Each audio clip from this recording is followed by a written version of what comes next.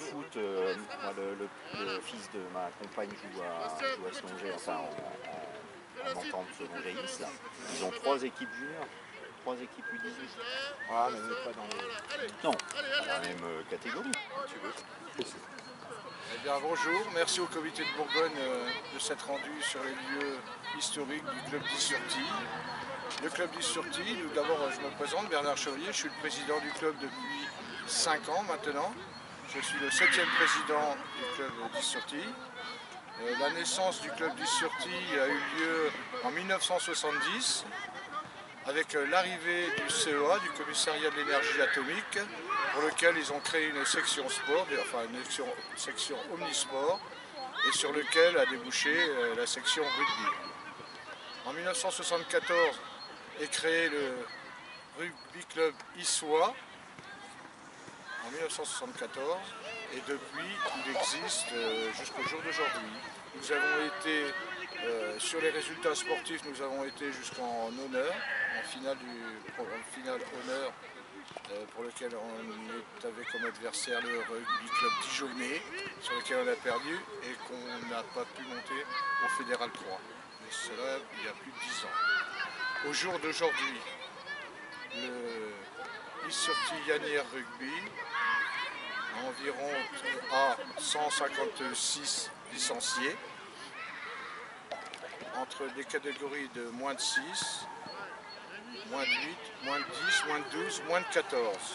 Là où ça pêche et sur lequel on est en travail, on y reviendra tout à l'heure, c'est les U16, U18. Nous avons un groupe senior de 38 adhérents, licenciés, pour lequel ils évoluent en 2e série régionale. Le classement à ce jour est 4e. Et voilà. Donc l'ambition du club est de se développer dans les 3 prochaines années pour favoriser le rugby en milieu rural. Voilà, nous on se situe entre le bassin dijonnais, Is-sur-Tille et Langres.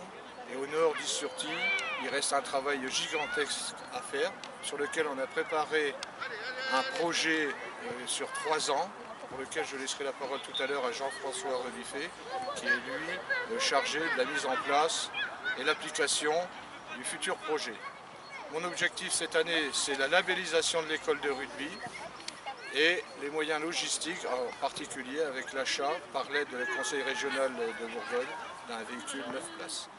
Je ne vais pas m'éterniser plus longtemps, je reviendrai pour la finalité. Je vais laisser la place à Jean-François Rebuffet, en charge du développement du club. Bonjour à tous, donc je suis vice-président depuis cette année, secrétaire par le passé de Is-Yanière Rugby, donc un projet relativement ambitieux sur cette terre du nord de Dijon, sur 3 ans, donc 2014-2017, avec plusieurs axes, un axe territorial, donc développer le rugby, comme l'a dit Bernard, sur cette terre rurale, donc à la frontière entre le sud de la Haute-Marne et le nord dijonnais, donc les cantons de Is-sur-Tille, Selonget, Grancey, Fontaine-Française, avec un bout du canton actuel de Saint-Seine-l'Abbaye. Donc avec sur ce territoire des collèges, des écoles que nous souhaitons investir au niveau de la pratique rugby en milieu scolaire et périscolaire. Un axe également développement sportif avec, comme le disait Bernard à l'instant, la labellisation de l'école de rugby qui nous permettra d'avoir une marque de fabrique un peu plus intéressante pour attirer les jeunes. Et puis, toujours dans le milieu sportif, un projet de jeu depuis l'école de rugby jusqu'au senior et le développement d'une section féminine qui est en cours de création, donc avec pour l'instant 9 filles et à terme, on espère la saison prochaine, une équipe féminine engagée en championnat à 7. L'axe social et sociétal, toujours important dans ce club, avec des manifestations extrasportives, la Saint-Patrick, les vides-greniers, qui permettent au club de vivre financièrement. Et puis un travail avec les centres communaux d'action sociale, les quartiers, même si en milieu rural on n'a pas beaucoup de quartiers dits sensibles, mais quelques quartiers quand même avec des gens qui ont des difficultés, donc travailler avec les mairies sur ce champ-là.